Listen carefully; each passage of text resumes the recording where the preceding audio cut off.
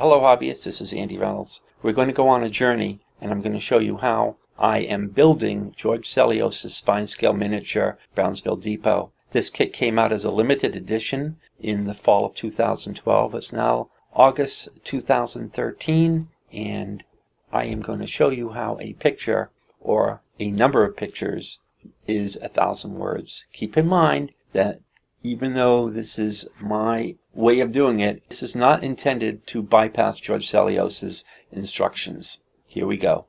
Well, this is going to be part of the fascinating journey that you're going to see in the transition from just a bunch of sticks and pieces of plastic into a beautiful building with people running around. So basically what you see here is my first building, which is the actual main building, where I've taken the pieces of wood, I braced them, I've taken some sticks from Northeast Lumber, I put them on the roof, then I've edged it out and put some balsa wood on. I've also put some slots on the top to put the chimney in, because you're going to see at the end that I'm going to put this on a module, and these things have to be pretty solid from all the juggling around I do, putting things into cars and taking them out. So also, as you can see, I've used some techniques here, and I'll get into it later in the video on how I stain these buildings and create this beautiful weathering technique. Okay, this is a great view of the eaves of the building. I have 3 layers of wood here. I crisscross it because I try to keep the warping out. I'll also be putting some trim along the edge, so I needed it nice and thick to slide the trim on the outside of the building. Also take note that one side is slightly different than the other because I'm going to put a gutter on one side and the other one is just going to have the actual trim. Let's go on and I'll show you the next image. Okay, here's the front view of the depot. I have spent some time so far putting together that newspaper office. In there, I put a little man in there, there's a register, there's a lot of decals in there. I've also put a lot of balsa inside of the building, so once I put lighting in there, you'll be able to actually get lighting in various offices and it won't interfere with the others. I've taken some pieces of paper to actually make the shades. I painted them and then I glued them onto the windows. There's also that big window there, and at this point it's just wedged in there on the roof. I'll be able to sort of lock that in later once I actually do the canopy. Alright, this is the final side of the building. Again, you can take a look at all of that nice wood underneath the eaves. Sometimes I say to myself, why am I doing this, since most people won't see it, but I guess that's the nature of the hobby. Also, when I'm looking at a slide like this, as enlarged as it is, I start looking at some of the imperfections in my aging process. But keep in mind 2 things. One, you can always redo any aging that you do, and second, once it gets down into a more condensed version, you won't see anything. Also, I have been told by other people who have had their pictures put into Model Railroading magazine that you do want to overage if you're going to take a picture.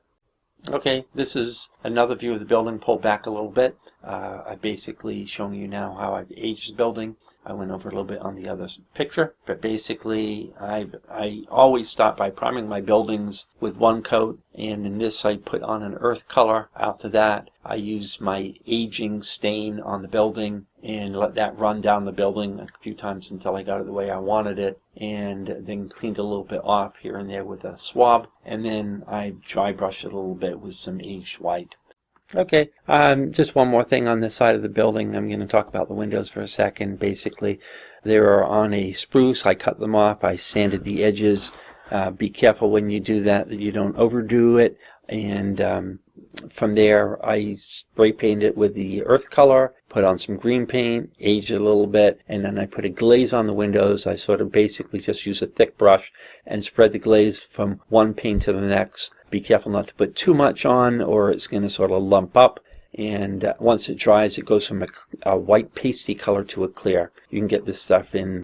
I'm now moving on to create the freight house. I'm using a little template on the left-hand side of that piece of plywood, and I am creating the underside of the building, and I'm also painting the walls of the freight house black, and I'll explain why I'm doing that later.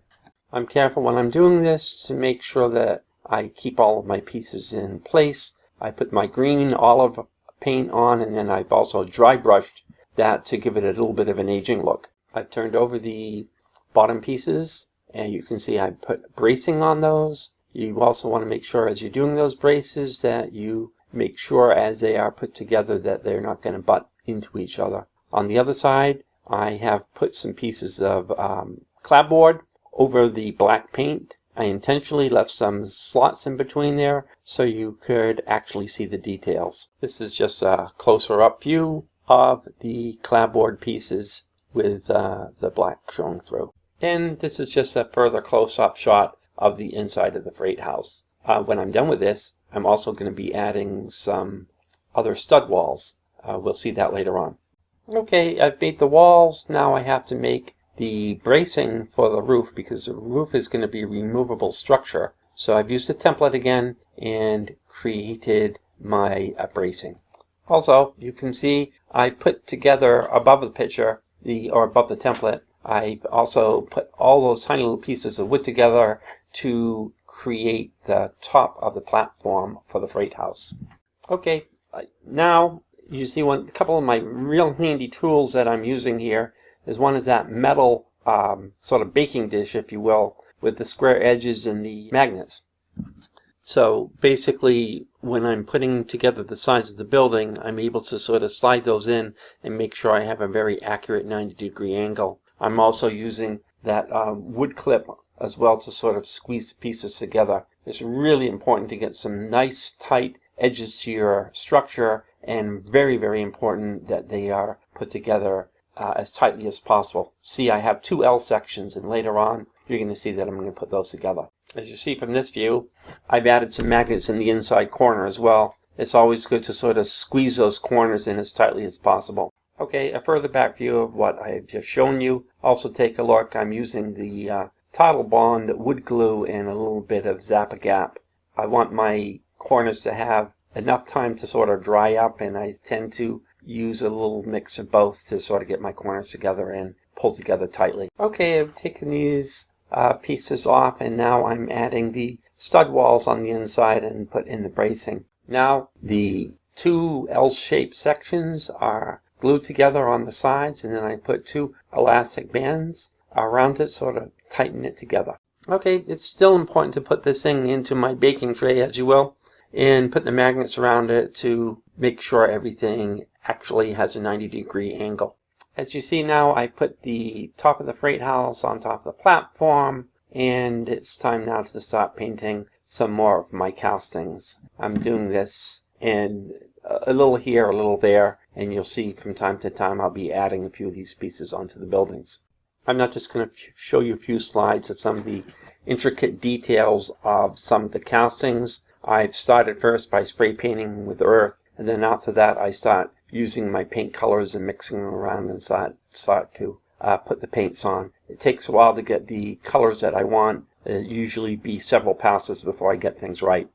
Alright, and here you see the castings for the chimneys. These were two silver castings, spray painted with the earth color, and then there's a little trial and error to sort of get the mortar and the brickwork together. I've gone over these a couple of times. You'll see there's some white paint in certain sections and cement paint in other pieces. I've mixed these things up, and also I've got my Coke machine with the decal on it, and there's a plastic. Okay, now I've painstakingly taken all those magazines, cut them up, glue them into the magazine rack that'll go on the module. You'll also see that there are some pigeons that have been painted black and gray, and thank you, Mary, for doing that for me. And she's also done the two-wheeler and put the yellow paint on the rollers. I've then painted some black between the rollers, and after that, once that dries, I'm going to put some aluminum paint on the rollers and dry brush them with some rust color. Also in the back, you'll see the windows that are going to the freight house. They've been painted green after they were spray painted before with the earth color, and then I've used some sort of a glazing to glaze over the windows, and as it dries, it turned into a nice piece of glass. I'll take a look at the telephone pole I've created. That was one piece of dowel wood that I scratched up with a little saw. After that, I used some aging fluids over that. I painted the bottom white. I've added a casting on the top, which I've colored, and put the electrical generator on it. So at some point I'll string that up, and that will be one of the last pieces I put on my module. Here are a few more castings. There's a little bench there, but that at some point is going to go near the taxi stand as well as that yellow two-wheeler. That red bucket, I've actually got some coal in. That'll go inside of the building. And I've also put there in the front the larger basket that's got some coal in it. And again, that's actual coal, thanks to my father, who used to have a coal stove. And at some point, that'll be pushed further into the building. Almost in the middle of the picture, on the platform, you'll see that I have two pieces of wood with these green insulators on them. That will be an electrical piece that's going to go in the front of the building. I painted them green, and then after that I did sort of shellac them with that glazing compound. Okay, from the template above, George has said cut out a few pieces of cardboard to make a taxi shed, which at one time used to be a shed further down on the railroad tracks. Rather than doing that, I've used some balsa wood, and I've cut out pieces of balsa wood, and then after that I put some tissue paper over it. I put a little piece of glue on first, then put the tissue paper over it. Then I'm planning to, at this point, put some gray paint on. You'll also see the castings that I've made with a red color. I didn't want to use the same color as the building. I thought there was just too much green, and the taxi cab has yellow and red, and I'm going to keep that theme for the taxi shed that I'm going to put together. I've moved the camera up a little bit to take another look at the template. You can see in there that the template says to put some bracing into the building, but I don't need it since I put this pretty thick balsa wood together. And again, I always try to sort of strengthen my pieces up because there's always little fingers that happen to be touching my module at the Big E. Alright, it's an artist's preference here to change one's mind. I originally used a gray on the tissue paper. I didn't really care for it. I've gone over to this grimy black color, and I will probably layer this a few times until I get the result I want. Again, I'm deviating from the instructions. I'm not using the shingles that we're using on the roof for the front of the taxi stand. I've gone to my stash of miscellaneous module pieces and accessories and picked up the Campbell scale model profile shingles. I've added that to the front of the building. That's the only place I'm going to use it. A close-up of that taxi stand front shows that these are just little sticky pieces of paper that I've slid over the balsa wood template, and at some point I'll start trimming everything off. I won't be able to get the trim exactly right, but that's not going to matter really, because once I've put the castings in for the door and window, things will come out nice and even. And then keep in mind, on any of these structures, there's always a lot of things that get added to the building. There'll be a canopy on the top of that, and there'll also be a mailbox, and there's also going to be that those two boxes with the boards on it that people will be able to sit down in front of it. On this slide, you'll see that I put the alcohol stain on the walls. I did this while the wall was straight up, which just simulates normal life and rain falling on a building. Once this thing dries, I'll then take a light fluffy brush, take most of the age white paint off. I'll rub that on a piece of cardboard until I hardly see anything on it, and then very, very lightly brush the shingles. It'll create a nice aged effect. Alright, I now have the door and window connected to the front. I've put some trim pieces along the corners to connect the four walls together. I've added a lot of magazines inside of the building. Now you see a side view. I've added the Coca-Cola sign, which I put a few pieces of wood in back of that, glued the Coca-Cola sign on, and then I painted it with my glazing compound to give it a little bit of a shine, stuck it on the side of the building.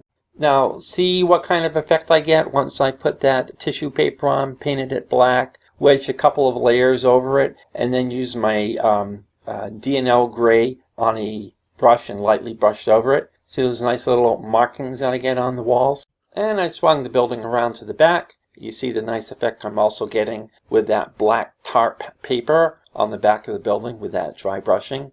After this, at some point I'm going to put on a roof, but sometimes I'll sort of hold off on doing certain pieces and do them later on in the process. We'll see how I feel tomorrow. Alright, now I suppose I should put the roof together for the bad weather garage.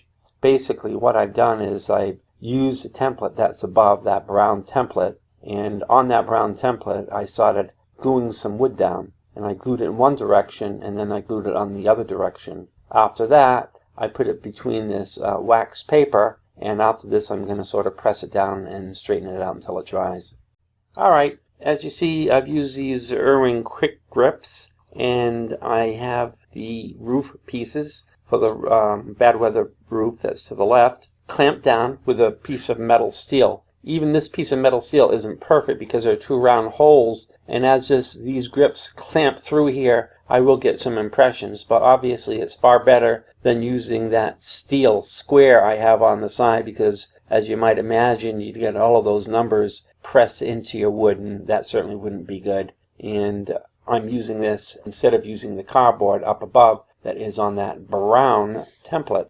I usually give the wood anywhere from an hour to a full day to sort of dry out after I put the carpenter's Elmer's glue in. Then, as you see, I'm taking the wax paper that I put between the two pieces of wood out. Keep in mind, that the wood normally doesn't react the way you think it would. If you just clamp one piece of wood down, it would stick to anything but what you wanted it to. So again, it's really important that you take that wax paper and put it between the layers. With the paper off, I'm now inspecting my pieces.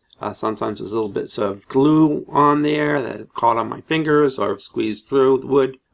So basically at this point I'm going to sand down the pieces just a little bit. I'm going to age it with my aging solution, and obviously the edges are not quite straight. That's alright. I'm going to go to that next. I've also sort of made these slightly bigger than the templates above, and then I will cut them down a little bit, because the way I'm going to do these module pieces, I'm going to put some trim around the edges, which is also going to make my roof slightly larger unless I cut it down. In addition to always using brand new Stanley razors, safety razors, my other favorite tool is using a miter saw. I'm going to, and you can see where I've already used the saw to sort of sawed up my line to make a nice sharp cut onto my roof.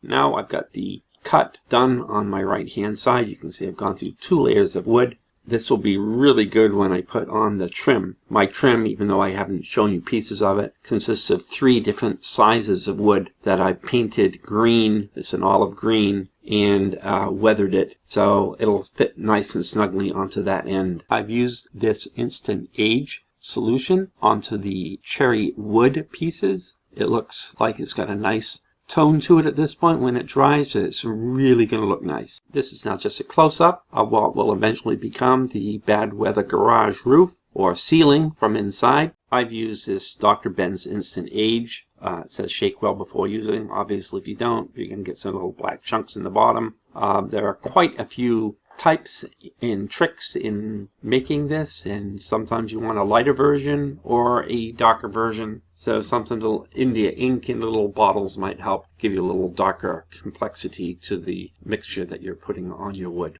I've now carefully put those 2 pieces of wood on top of the bad weather garage, and now I put the green trim on the edges. It all fits on quite nicely with that thick wood that I use for the roof. This is a top view of the roof. I put arrows on, which I use to make sure that I glued the roof on the way I wanted it to. I put dots on closest to the side of the building that's going towards the other building. I've also put a gutter on the right hand side. I'll put a little filler in on the end, and I have some glazing compound in there. You can get it from various places. I think Micro Mart has some, AC Moore, Michael's, most hobby shops will have some sort of a glazing that will work quite well on your unit.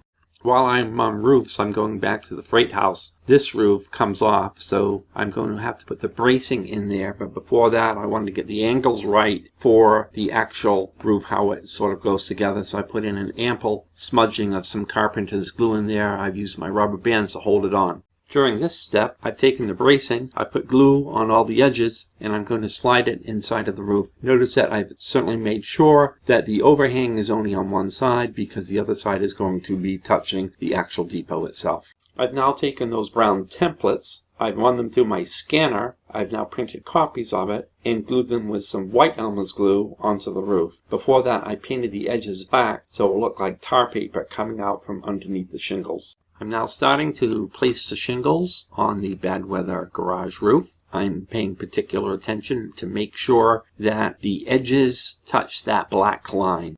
Okay, after 45 minutes work, the roof of the bad weather garage is almost completed, and now it's actually starting to look like something. In certain areas, I've added an extra layer of shingles underneath, so it would give it a more weathered look. After this, I'll have some other techniques that I'll use to sort of pull up a few tiles, paint it, and weather later. And this is just a top view. You can see how very nicely I've got the edges of that shingle touching that black line. It's really important. Everything at 1/87 scale, the slightest mistake really starts to show. This is just about the finished product. All I have to do now to the top of the roof is make a small band to run along the very top edge to sew the two sides together. The total roof is really starting to take shape now. I'm liking the colors, the aging of the ceiling. I've got the green trim around it. I now have to just take that extremely sharp razor blade and cut the front and back edges off of the shingles, making sure I don't slice into my beautiful trim. Along where it comes over the gutter, I want to leave those shingles dropping down. It gives it a nice effect. In true form, I'm staying with the same techniques for the freight house roof as I did for the other one. I like to do all my roofs together if at all possible, do all the painting of a specific color at the same time. So here it is. I've slotched on some white Elmer's glue. I've got my template that I've copied over from my scanner, made a copy of it, and I'm going to glue that on. Then I'm going to use that again for my shingles for the roof. All right, here we go. We're putting the shingles on top of the freight house roof. All right, this is now August 3rd. I started this early in July, and now I put all the pieces together that I built just to sort of start my scene. Take a look if there are any imperfections, things that I need to fix, things that I need to worry about. I put the chimneys, just drop them on for now, just to see what they look like. They're not glued on. Also ditto with the balcony piece in the front. That's just slipped in between those boards for now. And later on, I'll figure out how to put these together. At this point, I have absolutely no idea how I'm going to do this. And I swiveled the piece of wood around so you can take a look at the back. And now I'm giving you a look from the other side, and it's killing me that I don't have the posts onto the bad weather shed. But as I'm building this, I have to be conscientious of the fact that I could easily break off pieces as I'm moving pieces around, and I don't have these things glued onto a module. I'm homing in right now on exactly the type of thing that I try to look for as I'm building these modules. Do you notice over there near where the freight house roof touches the main depot building? There we go. This is a closer up view of where that freight house meets the building. I've isolated the fact that I don't particularly care for how these things are matching up to each other. What I'm going to need to do is make a very small piece of trim that goes on that 1-inch piece of roof next to the building. I haven't spent much time explaining some of the final details that I did to that taxi stand, but as you can see, I've created a metal roof, put on some small pieces of steel on there, cut them to shape, painted them with some gray, then painted with them some rust, added some powder, back and forth, played with it a bit. Notice I still don't have any stack on that or any electrical powering, but I'll be putting that on later. I've also put those pieces of batten along the black tar paper and added that sign on the back. Again, I've used some tiny pieces of wood, put those in back of that sign, glued them on, painted the front of that sign with that glazing, waited for it to dry, and then glued it on the building and did a little bit more weathering to the red trim. I think I've over-weathered it a little bit. I might bring it back a little later. It's 24 hours later in real time, and as you see, I've added a tiny piece of roof, put the trim around that, and slapped some more shingles on there. It's slightly bent down a bit, which was something I wanted to do just to show how water and aging would slowly bring the roof down a little bit. Again, I don't like my buildings to be overly straight. It just doesn't seem realistic to me. So this will look nice. Now it'll fit like a glove next to the building. I've tested that piece of trim along the edge. It matches nicely to the building, and I'm going to move along from here.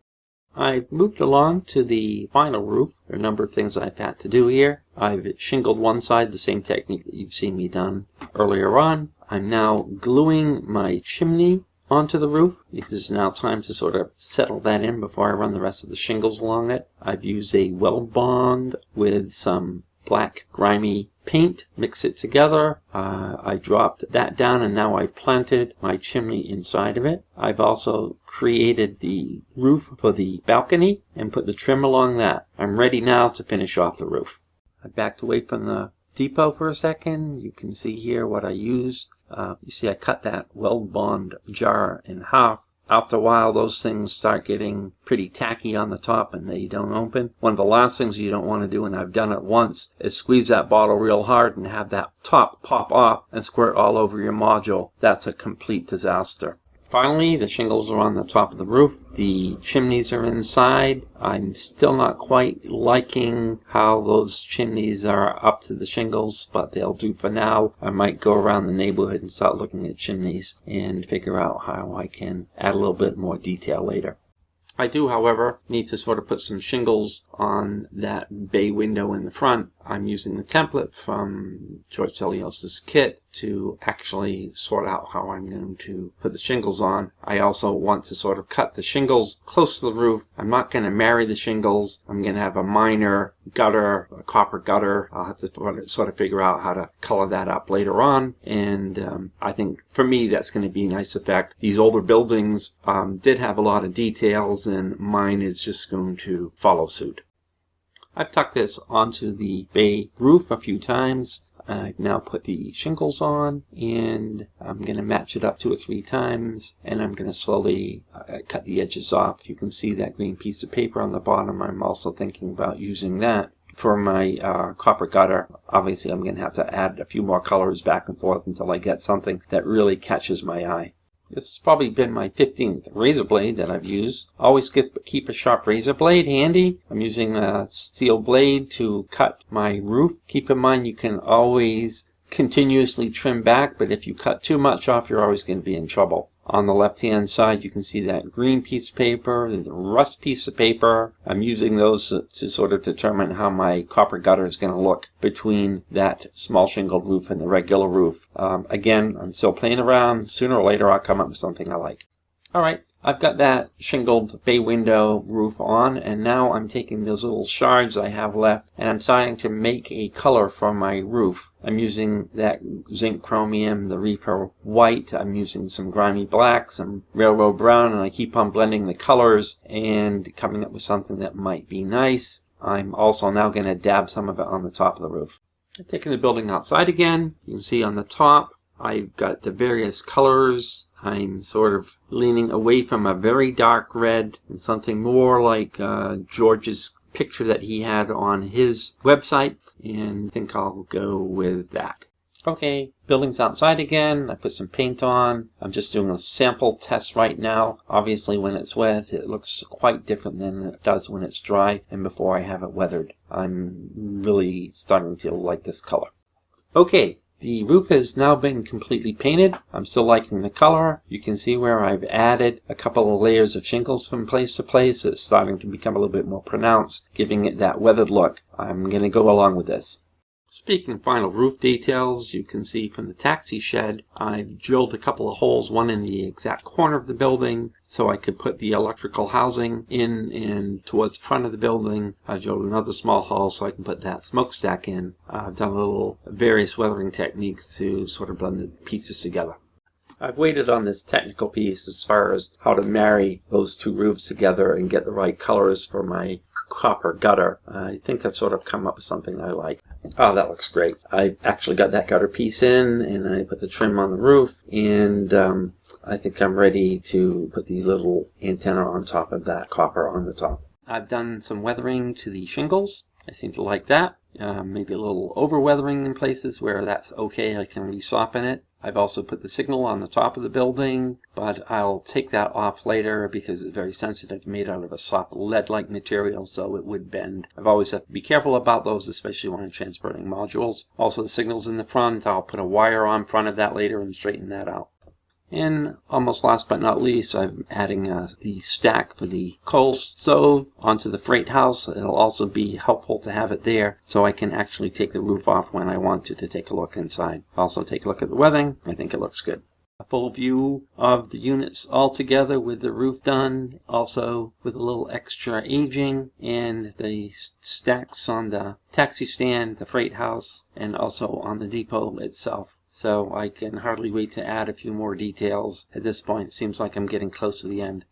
And presto, we have the canopy on now above the main depot, and as you can see, I've also added some picture frames deciding to be my fun part of the project. As you see, I've painstakingly put the newspapers above the newsstand along the sides. I'm liking the way this thing turned out. Panning over a little to the left from the newsstand, you have a full view of all three of the posters that I put up on the wall and the remaining part of the canopy and what I used to sort of hold it up on the left-hand side. Also note I did it slightly differently than the kit. I've used 2 layers of wood, again because these things are portable. I needed to sturdy mine up, and I'm not using some of the tiny little pieces of wood that were in the instructions.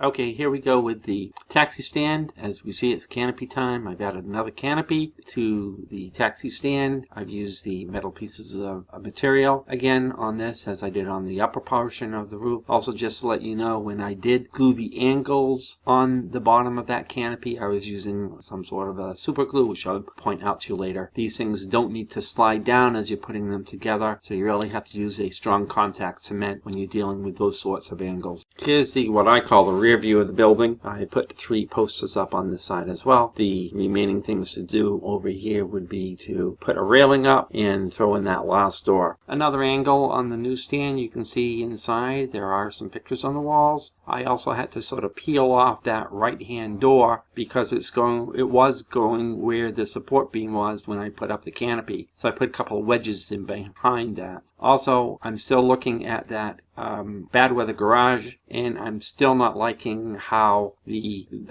fact that in the instructions there is no trim on that piece. So I may put some trim down on the bottom portion of that garage. We'll see. I really wasn't too happy with the way that garage didn't have trim on the bottom, so here it is. I've taken some northeastern scale wood that I had on hand. I always carry a lot of this extra. These are what they call 2" by 4" HO scale, and I'm painting a lot of these green, and I'm going to use those to trim off the edging of the bad weather garage. Alright, here we go, putting on the trim around the bad weather garage. Even in this picture, I think you can tell I'm using a slight angle on both sides of the wood. Originally, I cut it with oversize, and I slowly trim it down so I can fit it in. I'm putting in these pieces first and then logically working my way around it. I've now put a piece of trim on what will be the front of that building. I've now added small pieces to the trim. Later on, I will cut them down once they've dried. I like longer pieces first because I can line them up to see how straight they are before I move on. I now have the small pieces on the bottom. I then press them down onto the table. See, I'm still using this Zap-A-Gap, the medium variety, as I use that to stick quickly onto a surface. There's still a little bit of time in that. If I miss those little pieces and have them go crooked, I can always straighten them out. But I really like the medium of the Zap-A-Gap. While I'm waiting for those small pieces to dry, I'm just taking a piece of 1/8 inch square wood. It's going to be my post, and I'm putting a notch behind it so I can slide it in on top of the new piece of trim and along the back. Great. I put the post, which I've cut to 1 9/16, and tried to test it behind the shed wall. Seems to fit in nicely. I think that'll work. From my test posts, I decided to make the other 5 posts. Some of those posts, because they're in the corners, are cut with 2 slices on 2 different sides, while the ones on the sides just get a slice right on one side. I put them together inside of my clamps because I'm going to now sand them and make sure they're all exactly even before I glue them into the module. If you happen to be down on Cape Cod, where I live, and happen to be at Snows in Orleans, this is a great place to pick up your paints. And what I've done here is I've used that depot green again and colored all the pieces where I've sort of scratched off some of the original paint. So when I slide them back onto the module, none of those white sharp pieces are going to show. Alright, the tiny pieces on the ends have been cut down to size after they dried, and now I'm putting on the final pieces, which go at these 45-degree angles. Well, that looks nice, doesn't it? I put all 6 posts on. I painted all around them one more time just for cleanup, and I'm going to bring them outside in a minute, prop it up, and make sure I can eye it and make sure everything is absolutely straight. That Zap glue has worked quite nicely, and I have no more than 20 seconds to a minute to straighten out any imperfections. Finally, I got rid of that lousy piece of balsa wood that's been bugging me for the last month, and now I've got my posts up. I love that. I got the trim along the top edges. This is perfect. Here we go with a close-up view of the garage. You can see the trim, you can see the post, everything's nice and straight. It's really taking shape, isn't it?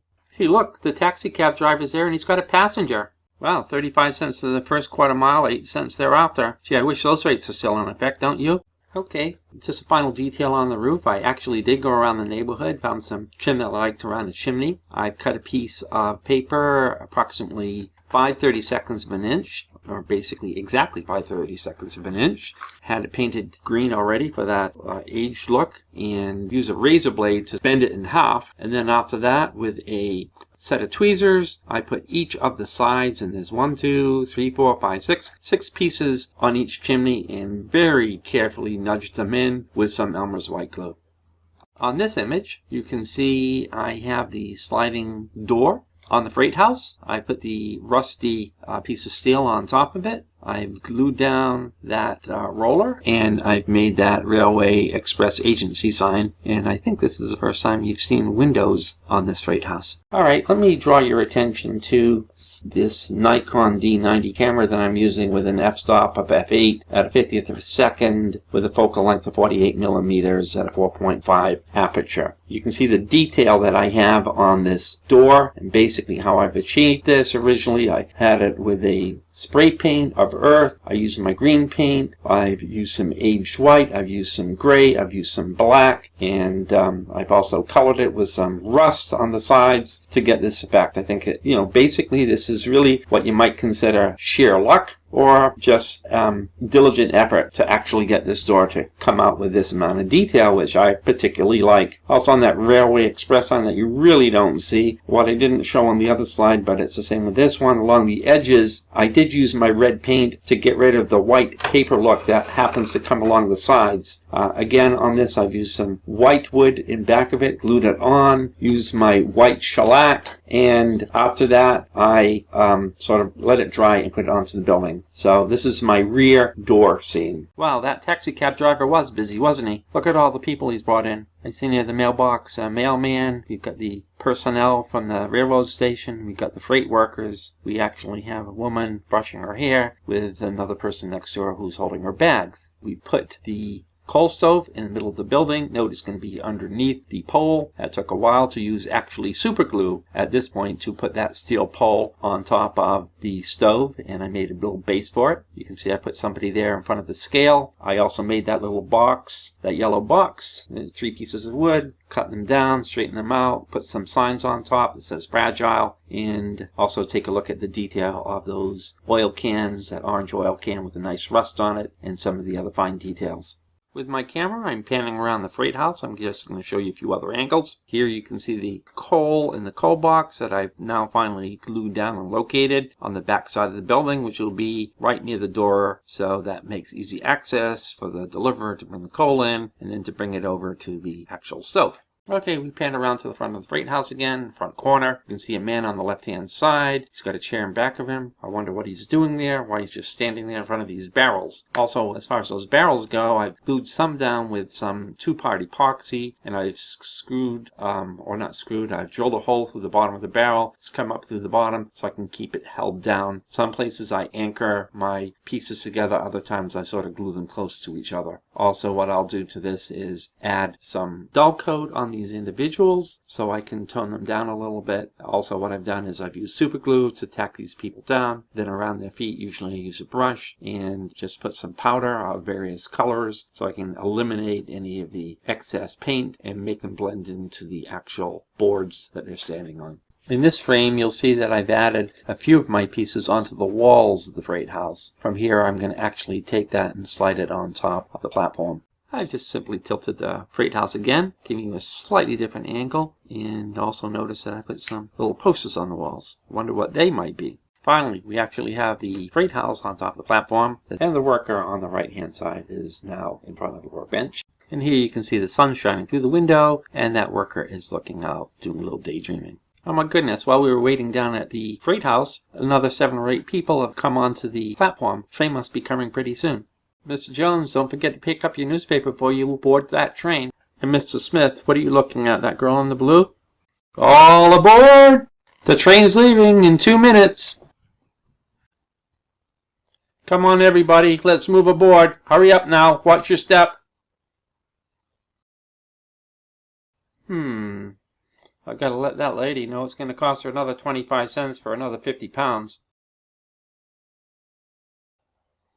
Geez, am I going to be able to fit all this stuff into that boxcar?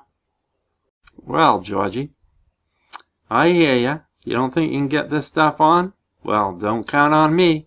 As soon as I'm done weighing this box, I'm out of here. Union rules. And as you can see, there's not another soul in sight.